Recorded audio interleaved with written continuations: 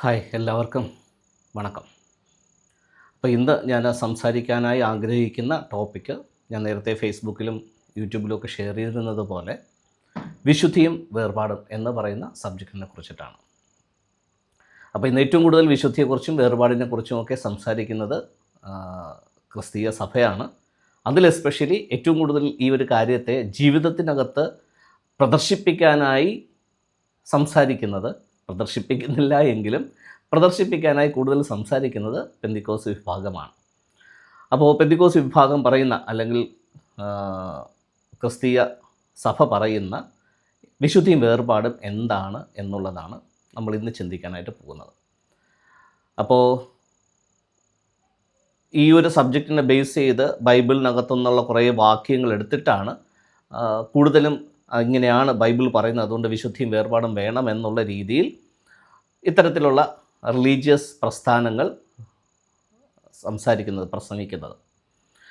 അപ്പോൾ ഞാൻ ആദ്യം ആ വാക്യങ്ങൾ ഇവരൊക്കെ പറയുന്ന പ്രസംഗത്തിനകത്ത് അവർ കോട്ട് ചെയ്യുന്ന കുറേ വാക്യങ്ങളുണ്ട്. ആ വാക്യങ്ങളൊക്കെ ഞാൻ ഒന്ന് വായിക്കാം. അത് കഴിഞ്ഞിട്ട് എന്താണ് ഇതിനകത്തുള്ള ശരിക്കുമുള്ള കോണ്ടസ്റ്റ് എന്താണെന്നും എന്താണ് ഈ വിശുദ്ധി വേർപാട് കൊണ്ട് ഉദ്ദേശിക്കുന്നതെന്നും ഇനി ക്രിസ്തീയ സഭ വിശുദ്ധിയെക്കുറിച്ചും വേർപാടിനെക്കുറിച്ചും പഠിപ്പിക്കുമ്പോൾ ദൈവം എന്താണ് ആഗ്രഹിക്കുന്നത്, യേശുക്രിസ്തു എന്താണ് പഠിപ്പിച്ചത്, ബൈബിളിൻ്റെ പെർസ്പെക്റ്റീവ് എന്താണെന്ന് കൂടെ നമ്മൾ ഇതിനകത്ത് നിന്ന് അറിയണം. ഓക്കെ, ഇത് ഇച്ചിരി ബ്രോഡായിട്ടുള്ള ഇച്ചിരി വിശാലമായിട്ടുള്ളൊരു സബ്ജക്റ്റാണ്. അപ്പോൾ എനിക്കറിയില്ല എല്ലാ കാര്യങ്ങളും ഇന്ന് എനിക്ക് ഇതിനകത്ത് ഇൻക്ലൂഡ് ചെയ്യാൻ പറ്റുമോ ഇല്ലയെന്ന് എനിക്കറിയത്തില്ല. സോ നമുക്ക് പറ്റുന്ന അത്രയും കാര്യങ്ങൾ നമുക്കിന്ന് നോക്കാം. ഓക്കെ, ഞാൻ ആദ്യം സഭയുടെ പഠിപ്പിക്കലിനകത്തുള്ള കുറച്ച് വാക്യങ്ങൾ ഞാൻ ആദ്യം വായിക്കാം. എന്തുകൊണ്ടാണ് ഈ വിശുദ്ധിയും വേർപാടും വേണമെന്നുള്ളത് അവർ ഈ വാക്യങ്ങളുടെ അടിസ്ഥാനത്തിനകത്താണ് സംസാരിക്കുന്നത്. ഒന്നാമത്തത് പത്രോസ് എഴുതിയ ഒന്നാമത്തെ ലേഖനത്തിനകത്ത് അതിൻ്റെ 1-ാമത്തെ അധ്യായത്തിൻ്റെ 14 മുതൽ 17 വരെയുള്ള വാക്യങ്ങൾ. അപ്പോൾ പലപ്പോഴും പ്രസംഗത്തിനകത്ത് ഈ ഒരു കാര്യം വിശുദ്ധിയെക്കുറിച്ചും വേർപാടിനെക്കുറിച്ചും പറയുമ്പോൾ ഈ വാക്യങ്ങൾ വായിക്കാറുണ്ട്.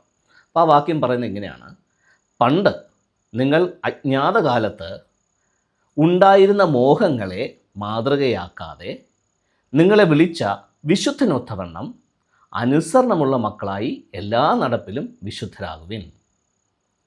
ഞാൻ വിശുദ്ധനാകയാൽ നിങ്ങളും വിശുദ്ധരായിരിപ്പീൻ എന്ന് എഴുതിയിരിക്കുന്നുവല്ലോ. മുഖപക്ഷം കൂടാതെ ഓരോരുത്തൻ്റെ പ്രവൃത്തിക്ക് തക്കവണ്ണം ന്യായം വിധിക്കുന്നവനെ നിങ്ങൾ പിതാവെന്ന് വിളിക്കുന്നുവെങ്കിൽ നിങ്ങളുടെ പ്രവാസകാലം ഭയത്തോടെ കഴിപ്പീൻ. സോ ഈ ഒരു വേദഭാഗം എടുത്തു വെച്ചിട്ട് പല പ്രസംഗങ്ങളും ഈ വിശുദ്ധിയും വേർപാടും എന്ന സബ്ജക്റ്റിനെ ആമുഖമാക്കി സാധാരണ സംസാരിക്കാറുണ്ട്. ഇനി മറ്റൊരു വേദഭാഗം നമുക്ക് നോക്കാം. കൊരിന്ത്യർക്ക് എഴുതിയ 2-ാമത്തെ ലേഖനം അതിൻ്റെ 6-ാമത്തെ അധ്യായത്തിനകത്ത് 2 കൊരിന്ത്യർ 6-ന്റെ 14 മുതൽ ഇതുപോലെ 17 വരെ അവിടെയും ഞാനൊന്ന് വായിക്കാം. ഈ വേദഭാഗവും വളരെയേറെ ശ്രദ്ധയോടുകൂടെ പ്രസംഗിക്കുന്നത് ഞാൻ കേട്ടിട്ടുണ്ട്. അവിടെ എഴുതിയിരിക്കുന്നത് എങ്ങനെയാണ്: നിങ്ങൾ അവിശ്വാസികളോട് ഇണയില്ലാ പിണ കൂടരുത്. നീതിക്കും അധർമ്മത്തിനും തമ്മിൽ എന്തൊരു ചേർച്ച, വെളിച്ചത്തിന് ഇരുളിനോട് എന്ത് കൂട്ടായ്മ, ക്രിസ്തുവിനും ബെലിയാലിനും തമ്മിൽ എന്ത് പൊരുത്തം, അല്ല വിശ്വാസിക്ക് അവിശ്വാസിയുമായി എന്ത് ഓഹരി, ദേവാലയത്തിന് വിഗ്രഹങ്ങളോട് എന്ത് യോജ്യത. നാം ജീവനുള്ള ദൈവത്തിൻ്റെ ആലയമല്ലോ. ഞാൻ അവരിൽ വസിക്കുകയും അവരുടെ ഇടയിൽ നടക്കുകയും ചെയ്യും. ഞാൻ അവർക്ക് ദൈവവും അവർ എനിക്ക് ജനവുമാകുമെന്ന് ദൈവം അരുളി ചെയ്തിരിക്കുന്നുവല്ലോ. അതുകൊണ്ട് അവരുടെ നടുവിൽ നിന്ന് പുറപ്പെട്ട് വേറിട്ടിരിപ്പേൻ എന്ന് കർത്താവ് അരുളി ചെയ്യുന്നു. അശുദ്ധമായതൊന്നും തുടരുത്, എന്നാൽ ഞാൻ നിങ്ങളെ കൈക്കൊണ്ട് നിങ്ങൾക്ക് പിതാവും നിങ്ങൾ എനിക്ക് പുത്രന്മാരും ആയിരിക്കുമെന്ന് സർവശക്തനായ കർത്താവ് അരുളി ചെയ്യുന്നു. സോ ഇതാണ് ഏറ്റവും കൂടുതൽ പ്രൊജക്റ്റ് ചെയ്ത് പ്രസംഗിക്കപ്പെടുന്ന കാരണം. വേർപാടും വിശുദ്ധിയും എന്തിനാചരിക്കണമെന്ന് ആ ഒരു ടോപ്പിക്കിനെ ബേസ് ചെയ്ത് ഒത്തിരിയേറെ പ്രസംഗങ്ങൾ ഈ ഒരു വേദഭാഗവുമായിട്ട് ബന്ധപ്പെട്ടിട്ട് കേൾക്കാറുണ്ട്. ഇനി അടുത്ത് റോമർക്ക് എഴുതിയ ലേഖനം 12-ാമത്തെ അധ്യായം അതിൻ്റെ 2-ാം വാക്യം. ഇതും ഏറെ ശ്രദ്ധേയമായിട്ടുള്ള ഒരു വാക്യമാണ്. അതിൽ പറഞ്ഞിരിക്കുന്നത് എങ്ങനെയാണ്: ഈ ലോകത്തിന് അനുരൂപമാകാതെ നന്മയും പ്രസാദവും പൂർണ്ണതയുമുള്ള ദൈവഹിതം ഇന്നതെന്ന് തിരിച്ചറിഞ്ഞ് മനസ്സ് പുതുക്കി രൂപാന്തരപ്പെടുവിൻ. അപ്പോൾ ഈ ലോകത്തിന് അനുരൂപമാകരുത് എന്നുള്ളതാണ് അവിടെ ഹൈലൈറ്റ് ചെയ്യുന്ന കാര്യം. ഓക്കെ, അപ്പോൾ ലോകം എന്താണെന്നുള്ള നമ്മൾ ഓൾറെഡി കഴിഞ്ഞ പല വീഡിയോസിനകത്തും കണ്ടല്ലോ എന്താണ് ലോകം. പക്ഷേ ഇന്ന് പ്രസംഗിച്ച് കേൾക്കുന്ന ലോകം എന്ന് പറഞ്ഞു കഴിഞ്ഞാൽ നമ്മൾ ജീവിക്കുന്ന ചുറ്റുപാട് എന്നുള്ള രീതിയിലാണ്. അതല്ല ബൈബിൾ കോണ്ടക്സ്റ്റിനകത്ത് ലോകം എന്നുള്ളത് ഇതിനകം നിങ്ങൾക്ക് മനസ്സിലായിട്ടുണ്ടാവും. ഓക്കെ, അടുത്ത വാക്യം കൊരിന്ത്യർക്ക് എഴുതിയ ലേഖനം 2 കൊരിന്ത്യർ 7-ാമത്തെ അധ്യായത്തിൽ 2 കൊരിന്ത്യർ 7-ാമത്തെ അധ്യായത്തിൽ അതിൻ്റെ ആദ്യത്തെ 3 വാക്യം അവിടെ എഴുതിയിരിക്കുന്നത്, പ്രിയമുള്ളവരെ, ഈ വാഗ്ദത്തങ്ങൾ നമുക്കുള്ളത് കൊണ്ട് നാം ജഡത്തിലെയും ആത്മാവിലെയും സകല കന്മഷവും നീക്കി നമ്മെ വെടിപ്പാക്കി ദൈവഭയത്തിൽ വിശുദ്ധിയെ തികച്ചുകൊള്ളുക. നിങ്ങളുടെ ഉള്ളിൽ ഞങ്ങൾക്ക് ഇടം തരുവീൻ. ഞങ്ങൾ ആരോടും അന്യായം ചെയ്തിട്ടില്ല, ആരെയും കെടുത്തിയിട്ടില്ല, ആരോടും ഒന്നും വഞ്ചിച്ചെടുത്തിട്ടുമില്ല. കുറ്റം വിധിപ്പാനല്ല ഞാനിത് പറയുന്നത്. ഒരുമിച്ച് മരിപ്പാനും ഒരുമിച്ച് ജീവിപ്പാനും ഞങ്ങളുടെ ഹൃദയങ്ങളിൽ ഇരിക്കുന്നു എന്ന് ഞാൻ മുമ്പേ തന്നെ പറഞ്ഞിരിക്കുന്നുവല്ലോ. അപ്പോൾ ഇവിടെ തുടക്കത്തിൽ എഴുതിയിരിക്കുന്ന ആദ്യത്തെ വാക്യമാണ് ഇതിൻ്റെ അകത്ത് ശ്രദ്ധേയമായ കാര്യം. പ്രിയമുള്ളവരെ, ഈ വാഗ്ദത്തങ്ങൾ നമുക്ക് ഉള്ളത് കൊണ്ട് നാം ജഡത്തിലെയും ആത്മാവിലെയും സകല കന്മഷവും നീക്കി നമ്മെ തന്നെ വെടിപ്പാക്കി ദൈവഭയത്തിൽ വിശുദ്ധിയെ തികച്ചുകൊള്ളുക എന്ന വാക്യം. ഫൈൻ, അടുത്ത ഒരു വാക്യം കൂടെ വായിച്ചിട്ട് ഞാൻ ഇത് നിർത്തുകയാണ്. ഒത്തിരി വാക്യങ്ങളുണ്ട് ഇനിയും, എന്നാലും മേജറായിട്ട് സംസാരിക്കുമ്പോൾ ഈ വാക്യങ്ങൾ വെച്ചിട്ടാണ് ഈ ഒരു ടോപ്പിക്കിനെ സംസാരിക്കാറ്. ഓക്കെ, ഇനി അടുത്തത് എബ്രായർക്ക് എഴുതിയ ലേഖനം 12-ാമത്തെ അധ്യായത്തിൻ്റെ 14-ാമത്തെ വാക്യത്തിൽ കാണുന്നു, എല്ലാവരോടും സമാധാനം ആചരിച്ച് ശുദ്ധീകരണം പ്രാപിപ്പാൻ ഉത്സാഹിപ്പീൻ. ശുദ്ധീകരണം കൂടാതെ ആരും കർത്താവിനെ കാണുകയില്ല. അപ്പോൾ ഈ കാര്യങ്ങളൊക്കെ വെച്ചിട്ടാണ് വിശുദ്ധിയും വേർപാടും വേണമെന്നുള്ള ആ ഒരു കോണ്ടസ്റ്റിനെ ഹൈലൈറ്റ് ചെയ്യുന്നത്. പക്ഷേ പലപ്പോഴും മനസ്സിലാക്കാത്ത പോകുന്നൊരു കാര്യം എന്താണെന്ന് വെച്ച് കഴിഞ്ഞാൽ, നമുക്ക് എങ്ങനെയാണ് വിശുദ്ധി കിട്ടുന്നത്? ആരാണ് നമുക്ക് വിശുദ്ധി നൽകിയത്? ഈ ഒരു കാര്യം മനസ്സിലാകാതെ ഈ പറയുന്ന കാര്യങ്ങളൊന്നും വായിച്ചിട്ടോ മനസ്സിലാക്കിയിട്ടോ ഒന്നും ഒരു കാര്യമില്ല. ഞാനൊരു എക്സാമ്പിൾ പറയാം, അപ്പോൾ നമുക്കതിൻ്റെ ആ കോണ്ടസ്റ്റ് പിടികിട്ടും. എന്നെ കേൾക്കുന്ന പലരും വാടക വീട്ടിൽ താമസിച്ചിട്ടുണ്ടെന്നിരിക്കും. ഒന്ന് അസ്യൂം ചെയ്യുക, വാടക വീട്ടിൽ താമസിച്ചിട്ടില്ലാത്തവർ ഒരു വാടക വീട്ടിലേക്ക് നിങ്ങൾ താമസത്തിന് വേണ്ടി പോകുകയെന്ന് അസ്യൂം ചെയ്യുക. വാടക വീട്ടിൽ താമസിച്ചിരിക്കുന്നവർക്ക് ഞാൻ ഈ പറയുന്ന കോണ്ടസ്റ്റ് കുറച്ചുകൂടെ നന്നായിട്ട് മനസ്സിലാവും. അപ്പോൾ ഒരു വീട് നമ്മൾ കണ്ടു, അത് വാടകയ്ക്ക് എടുക്കാനായിട്ട് നമ്മൾ ആഗ്രഹിക്കുന്നു, വീടൊക്കെ പോയി കണ്ട് ഇഷ്ടപ്പെട്ടു. അങ്ങനെ വീട്ടിലെ സാധനങ്ങളൊക്കെ ആ വാടക വീട്ടിനകത്ത് കൊണ്ട് വെച്ച് കഴിയുമ്പോൾ നമ്മൾ ആദ്യം ചെയ്യുന്നത് എന്താ? ഒരു പക്ഷേ ആ വാടക വീട് നമ്മൾ എടുക്കുന്നതിന് മുമ്പ് തന്നെ ആ വീടിൻ്റെ ഓണർ വൃത്തിയാക്കിയൊക്കെ തരും. പക്ഷേ നമ്മൾ അതിനകത്ത് കയറി താമസിക്കുന്നതിന് മുമ്പ് നമ്മൾ വീണ്ടും ആ വീടിനെ കഴുകി വൃത്തിയാക്കിയതിന് ശേഷം മാത്രമേ നമ്മൾ ആ വീടിനകത്ത് കയറി പ്രവേശിക്കാറുള്ളൂ. സോ നമ്മൾ താമസിക്കുന്ന ഭവനത്തെ നമ്മൾ വൃത്തിയാക്കിയതിന് ശേഷം അതിനകത്ത് എൻട്രി ചെയ്യുക എന്നുള്ളതാണ് സാധാരണപ്പെട്ട വ്യക്തികളെ സംബന്ധിച്ചിടത്തോളം അതിൻ്റെ ഒരു പതിവ്. ഓക്കെ, ഇനി അടുത്ത കാര്യം, അങ്ങനെ കഴുകി വൃത്തിയാക്കി നീറ്റാക്കിയിട്ടാണ് നമ്മൾ ആ വീട്ടിനകത്തേക്ക് പ്രവേശിക്കുന്നത്. പ്രവേശിച്ച് കഴിയാൻ പിന്നെ നമുക്ക് വീട് കഴുകേണ്ട ആവശ്യമില്ലേ? തുടയ്ക്കേണ്ട ആവശ്യമില്ലേ? തൂത്ത് വൃത്തിയാക്കേണ്ട ആവശ്യം വരത്തില്ലേ? അത് അന്ന് ചെയ്തത് വെച്ചിട്ട് നമ്മൾ ആ വീടിനകത്ത് എക്കാലവും ജീവിക്കും എന്നുള്ളതാണോ? അതോ നമ്മളിങ്ങനെ ചിന്തിക്കുക, ഞാൻ താമസിക്കാൻ പോകുന്ന വീടാണ്, ആ വീട് തന്നെത്താനെ ഒന്ന് ശുദ്ധീകരിക്കട്ടെ. അങ്ങനെ വീട് എപ്പോഴെങ്കിലും തന്നെത്താനെ ശുദ്ധീകരിക്കാറുണ്ടോ? സോ ഈ ലോജിക്ക് എന്താണെന്നുള്ളത് നമ്മൾ കറക്റ്റായിട്ട് മനസ്സിലാക്കണം. സോ ഈ നമ്മൾ വായിച്ച വാക്യങ്ങളുടെ പിന്നിൽ ആ എഴുത്തുകാരൻ ഉദ്ദേശിച്ച കോണ്ടസ്റ്റ് കറക്റ്റായിട്ട് മനസ്സിലാകണമെന്നുണ്ടെങ്കിൽ ഈ ആശയത്തെ നമ്മൾ ആദ്യം മനസ്സിലാക്കണം. സോ പൗലൂസും ജീസസും മറ്റ് അപ്പോസ്തലന്മാരുമൊക്കെ വളരെ കൃത്യതയോടുകൂടെ പറയുന്നൊരു കാര്യമാണ്, നമ്മുടെ ശരീരം, നാം എന്ന് പറയുന്ന വ്യക്തി ദൈവത്തിൻ്റെ മന്ദിരമാണെന്നും ദൈവത്തിൻ്റെ ആത്മാവ് നമ്മിൽ വസിക്കുന്നുവെന്നുള്ള കാര്യം. ജീസസ് അത് മാത്രമല്ല പറഞ്ഞത്, പിതാവും ഞാനും വന്ന് നിങ്ങളുടെ ഉള്ളിൽ വാസം ചെയ്യുമെന്നാണ്, നിങ്ങളുടെ ഒപ്പം വസിക്കുമെന്ന്. അപ്പോൾ ബൈബിളിൻ്റെ കോണ്ടസ്റ്റിൽ, എസ്പെഷ്യലി പുതിയ നിയമത്തിൻ്റെ കോണ്ടസ്റ്റിനകത്ത് മറ്റൊരു ദേവാലയമില്ല. മനുഷ്യൻ്റെ കൈപ്പണിയായി മനുഷ്യൻ ഉണ്ടാക്കുന്ന ഒരു ദേവാലയം, ഒരു ചർച്ച്, ഒരു ബിൽഡിംഗ് പുതിയ നിയമത്തിൻ്റെ കൺസെപ്റ്റിനകത്ത് ഇല്ല. പഴയ നിയമത്തിൽ അങ്ങനെ ഒരു ദേവാലയം ഉണ്ടായിരുന്നു. ആ ദേവാലയത്തെ ജീസസ് തന്നെ ഇടിച്ച് നശിപ്പിച്ച് കളയാനായിട്ടുള്ള പ്രവചനം നടത്തി ആ ദേവാലയത്തെ നിലംപരിശാക്കി. എന്തിന്? ഇനി ഇങ്ങനെ ഒരു ദേവാലയത്തിൻ്റെ ആവശ്യമില്ലാത്തത് കൊണ്ട്. അപ്പോൾ ദൈവം പുതിയ നിയമത്തിൻ്റെ കോണ്ടസ്റ്റിനകത്ത് എവിടെയാണ് വസിക്കുന്നത്? നമ്മുടെ ഓരോരുത്തരുടെയും ഉള്ളിലാണ്. നമ്മുടെ ശരീരമാണ് ദൈവത്തിൻ്റെ ആലയം. അതുണ്ടാക്കിയത് നമ്മളല്ല, അതിന് കാരണഭൂതനും ദൈവം തന്നെയാണ്. അപ്പോൾ ദൈവമുണ്ടാക്കിയ ആലയത്തിൽ വസിക്കാൻ ആഗ്രഹിക്കുന്നു എങ്കിൽ ദൈവം വസിക്കുന്ന ആലയമായ എന്നെ ശുദ്ധീകരിക്കേണ്ട ചുമതല അതിൽ വസിക്കുന്ന ആളിനാണ്, എനിക്കല്ല. കാരണം അവൻ വിശുദ്ധനായതുകൊണ്ട്, അവൻ ഹോളി ആയതുകൊണ്ട്, അവൻ വസിക്കുന്ന സ്ഥലവും ഹോളി ആയിരിക്കണമെന്നുള്ള ആഗ്രഹം ഉള്ളതുകൊണ്ട് എന്നെ ശുദ്ധീകരിക്കേണ്ട ചുമതല എനിക്കല്ല, ദൈവത്തിനാണ്. ഈ കോണ്ടസ്റ്റ് മനസ്സിലായില്ലെന്നുണ്ടെങ്കിൽ ബൈബിൾ പറയുന്ന എൻറ്റയർ കോണ്ടസ്റ്റും തെറ്റിപ്പോകും. അപ്പോൾ നമ്മൾ താമസിക്കുന്ന വീടിനെ നമ്മൾ വൃത്തിയാക്കുന്നത് പോലെ, നമ്മൾ ആഗ്രഹിക്കുന്ന സ്ഥലങ്ങളെയൊക്കെ നമ്മൾ വൃത്തിയാക്കുന്നത് പോലെ, എപ്പോഴും ഇരിക്കുകയും കഴിക്കുകയും ഉറങ്ങുകയൊക്കെ ചെയ്യുന്നത് നമ്മൾ കുറച്ച് കൂടുതൽ വൃത്തിയാക്കുന്നത് പോലെ, ദൈവം കൂടുതൽ വസിക്കാൻ ആഗ്രഹിക്കുന്ന വ്യക്തികളെ ക്ലെൻസ് ചെയ്യുന്നത്, ശുദ്ധീകരിക്കുന്നത് ദൈവം തന്നെയാണ്, ആ വ്യക്തി അല്ല. അപ്പോൾ പിന്നെ നമ്മുടെ റോൾ എന്താണ്? നമുക്കാകെ ഒരു റോളേ ഉള്ളൂ. അത് ഹെബ്രായർ ലേഖനത്തിനകത്ത് പറഞ്ഞിട്ടുണ്ട്. ഈ ശരീരത്തെ ജീവനും വിശുദ്ധിയും ദൈവത്തിന് ഹിതകരമായ യാഗമായി അർപ്പിക്കുക, സമർപ്പിക്കുക എന്നുള്ള ഒരു ഉത്തരവാദിത്വം മാത്രമേ നമുക്കുള്ളൂ. ഏതുപോലെ എന്ന് ചോദിച്ചു കഴിഞ്ഞാൽ, ഞാൻ എപ്പോഴും പറയുന്നൊരു എക്സാമ്പിളുണ്ട്. ദാമ്പത്യ ജീവിതം, കുടുംബജീവിതം എന്ന് പറയുന്നത് ഒരു പുരുഷനും ഒരു സ്ത്രീയും തമ്മിൽ ഒരുമിച്ച് മുന്നോട്ട് പോകുന്നതാണ് ദാമ്പത്യ ജീവിതം അല്ലെങ്കിൽ കുടുംബജീവിതം. ആ കുടുംബജീവിതം സക്സസ് ആയിട്ട് മുമ്പോട്ട് പോകണമെങ്കിൽ എപ്പോഴും ഭാര്യ ഭർത്താവിന് കീഴ്പ്പെടണമെന്നുള്ളതാണ് ബൈബിളിൻ്റെ ഭാഷ്യം, എൻ്റെ അല്ല, ബൈബിളിൻ്റെ ഭാഷ്യം. അപ്പോൾ ഭാര്യ ഭർത്താവിന് കീഴ്പ്പെടുക എന്ന് പറഞ്ഞു കഴിഞ്ഞാൽ ശരീരം കൊണ്ടും മനസ്സുകൊണ്ടും ഭർത്താവ് ആഗ്രഹിക്കുന്ന രീതിയിൽ ഭർത്താവിനോടൊപ്പം ചേർന്ന് പോകുക, ഭർത്താവിൻ്റെ എല്ലാ ചുമതലകളിലും പങ്കുചേരുക എന്നുള്ളതാണ് ബൈബിളിൻ്റെ അടിസ്ഥാനത്തിൽ ബൈബിൾ മുന്നോട്ട് വെക്കുന്ന ആശയം. ഓക്കെ, ഞാൻ എന്തിനാ ഇത് കോട്ട് ചെയ്യുന്നത് വെച്ച് കഴിഞ്ഞാൽ,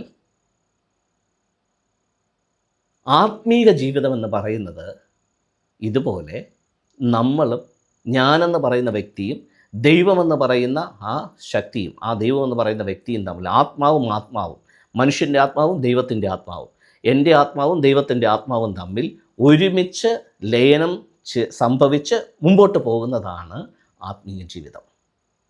അപ്പോൾ ദാമ്പത്യ ജീവിതത്തിനകത്ത് ശരീരം ഒന്നിച്ചിട്ട് മനസ്സിലാണ് മുമ്പോട്ട് പോകുന്നത്. ഫൈൻ. ഇതുപോലെ ആത്മീയ ജീവിതത്തിനകത്ത് ആത്മാവിൽ ഒന്നിച്ചിട്ട് മനസ്സുകൊണ്ട് മുന്നോട്ട് പോവുകയാണ്.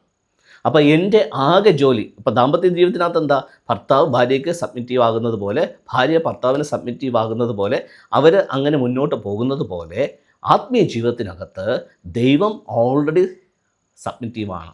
നമ്മൾ അതേ രീതിയിൽ ദൈവത്തിന് നമ്മുടെ ശരീരത്തെ ജീവനും വിശുദ്ധിയും ദൈവത്തിന് ഹിതകരമായ, എനിക്കിഷ്ടമുള്ളതുപോലെയല്ല, ദൈവത്തിന് ഹിതകരമായ രീതിയിൽ എൻ്റെ ശരീരത്തെ ദൈവത്തിന് വസിക്കാനായി, ദൈവത്തിന് പ്രവർത്തിക്കാനായി കൊടുക്കുക എന്നുള്ള ഉത്തരവാദിത്വം മാത്രമേ എൻ്റെ സൈഡിൽ നിന്നുള്ളൂ.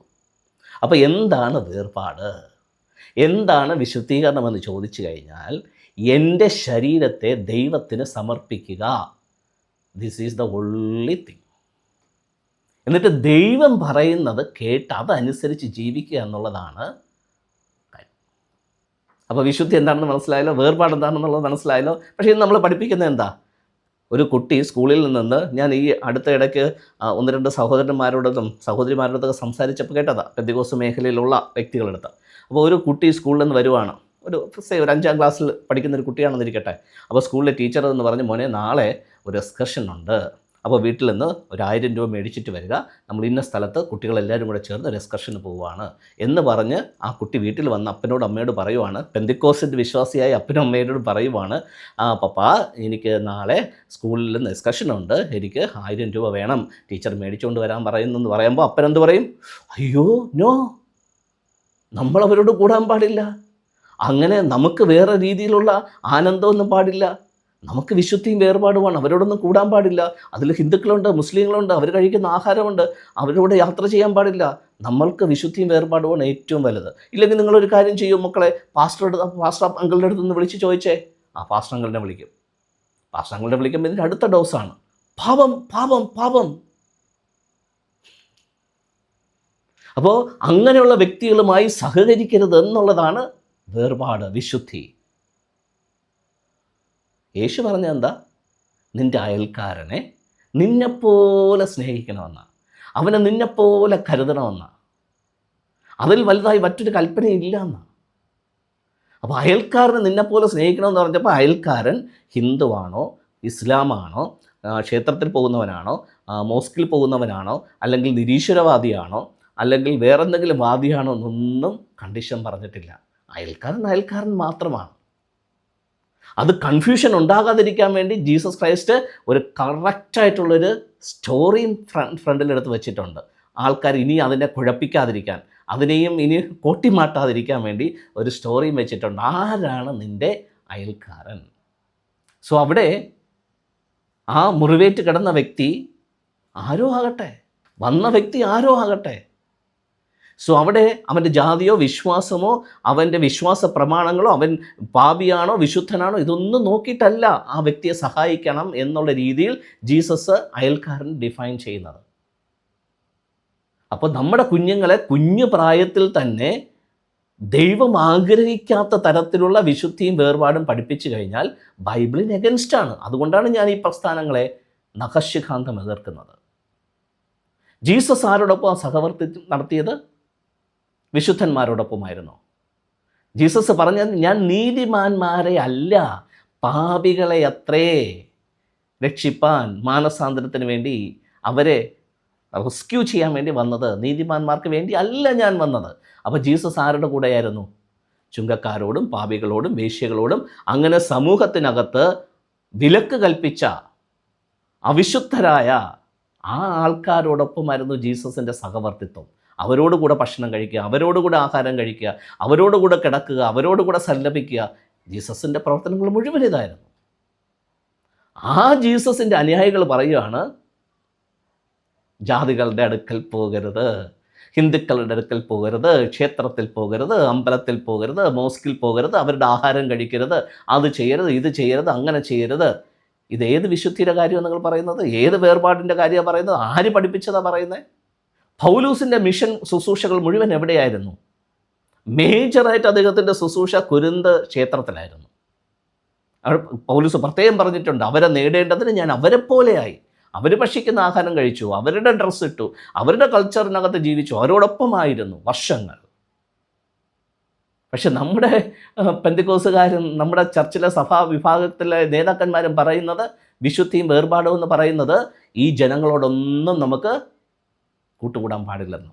ബൈബിളിന് എഗൻസ്റ്റായിട്ട്, ജീസസിൻ്റെ ടീച്ചിങ്ങിന് എഗൻസ്റ്റായിട്ട്, അപ്പോസ്തലന്മാരുടെ ടീച്ചിങ്ങിന് എഗൻസ്റ്റായിട്ടാണ് ഇന്നുള്ള ചർച്ചിൻ്റെ ഡോക്ട്രിനെങ്കിൽ ഏറ്റവും വലിയ വേർപാടും വിശുദ്ധിയും ആചരിക്കേണ്ടത് ഈ മതത്തിൽ നിന്ന് മാറി നിൽക്കുക എന്നുള്ളതാണ്. കാരണം ഈ മതം നമ്മളെ ചതിക്കും. ഈ മതം നമ്മെ ജീസസിൻ്റെ ആദർശങ്ങളിൽ നിന്ന് പിന്തിരിപ്പിക്കും. അപ്പോസ്തലന്മാരുടെ പഠിപ്പിക്കൽ നിന്ന്, അവരുടെ ശരിയായിട്ടുള്ള രീതിയിലുള്ള പ്രബോധനത്തിൽ നിന്ന് നമ്മളെ പിന്തിരിപ്പിക്കും.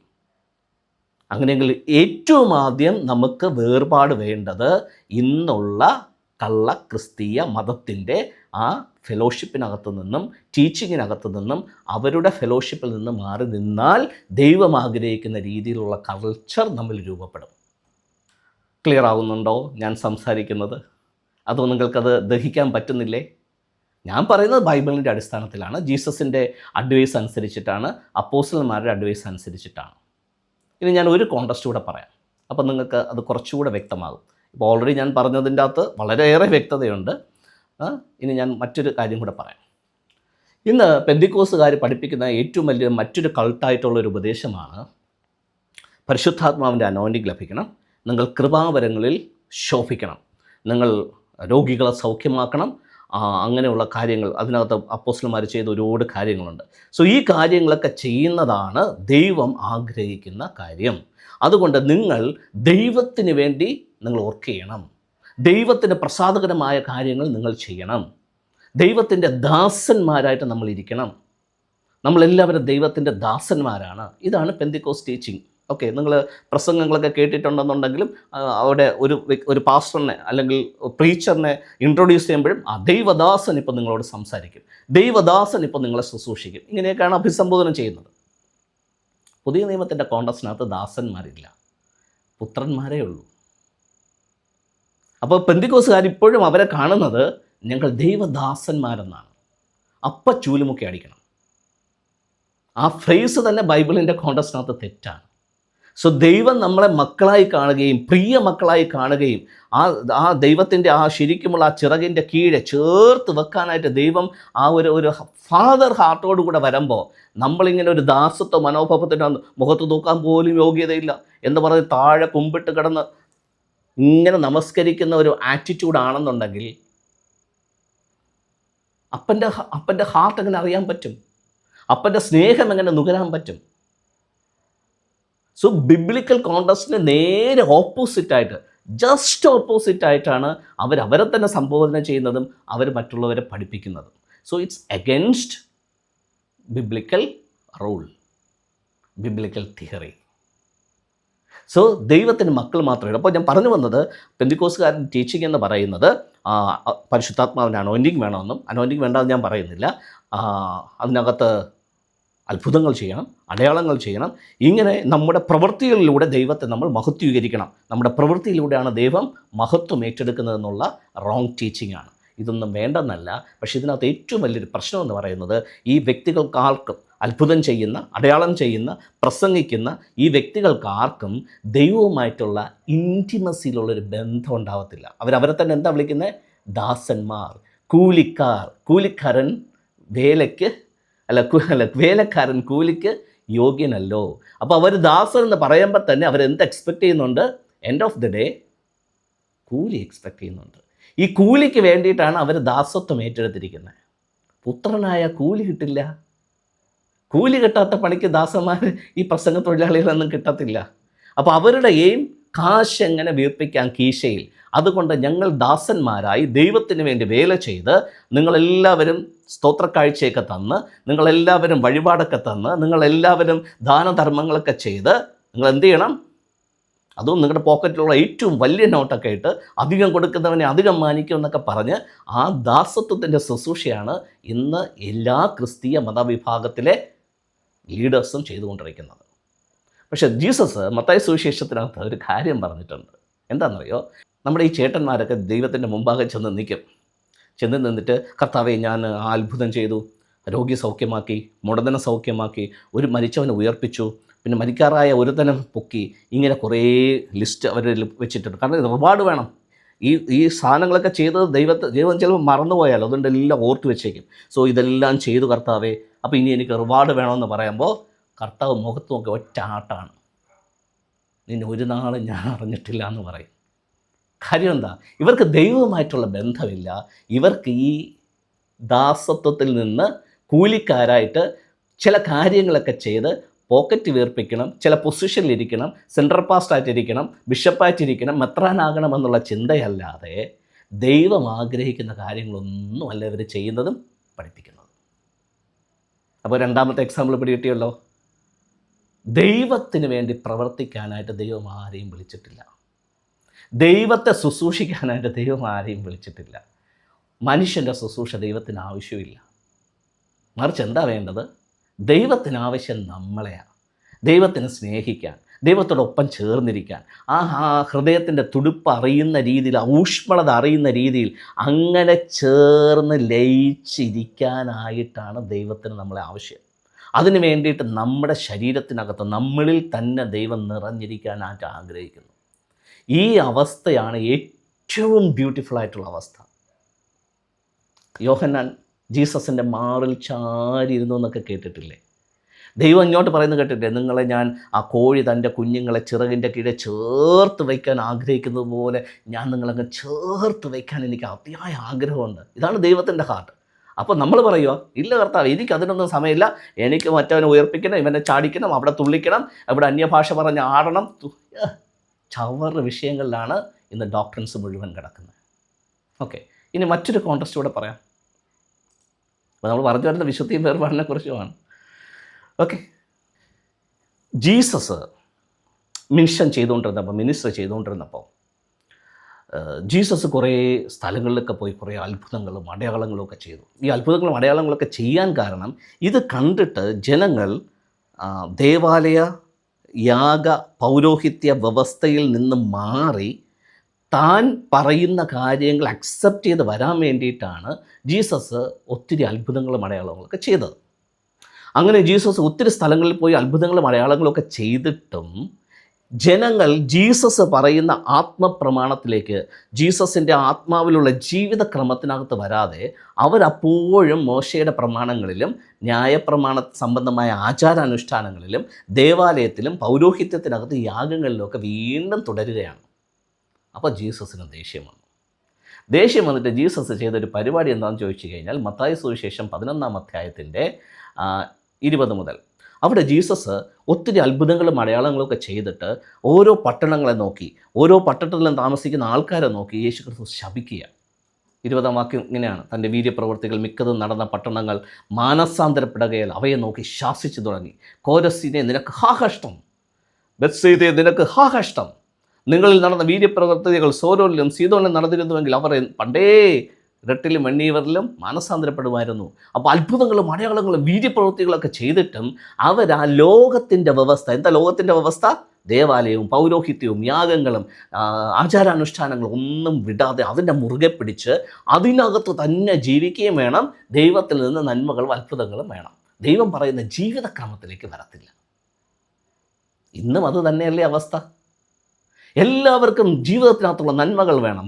പാസ്പോർട്ട് കിട്ടണം, വിസ കിട്ടണം, ഉദ്യോഗ കയറ്റം കിട്ടണം, സാലറി ഹൈക്ക് കിട്ടണം, കൊച്ചിൻ്റെ പഠിത്തം നേരെയാവണം, 1ാം റാങ്ക് കിട്ടണം, കാർ മേടിക്കണം, വീട് വയ്ക്കണം, അത് വേണം, ഇത് വേണം, ചപ്പ് വേണം, ചവറ് വേണം. ഇതിന് വേണ്ടിയിട്ടാണ് മെഴുകുതിരി കത്തിക്കുന്നതും സാമ്പ്രാണിത്തിരി കത്തിക്കുന്നതും ലേലത്തിന് കാശ് കൊടുക്കുന്നതും പള്ളിപ്പണിക്ക് കാശ് കൊടുക്കുന്നതും എല്ലാം ഈ പരിപാടിക്കാണ്. സാമ്പ്രാണിത്തിരി വാങ്ങിക്കാൻ 10 രൂപ മതി, ചോദിക്കുന്നത് 1 ലക്ഷത്തിൻ്റെ കാര്യമാണ്.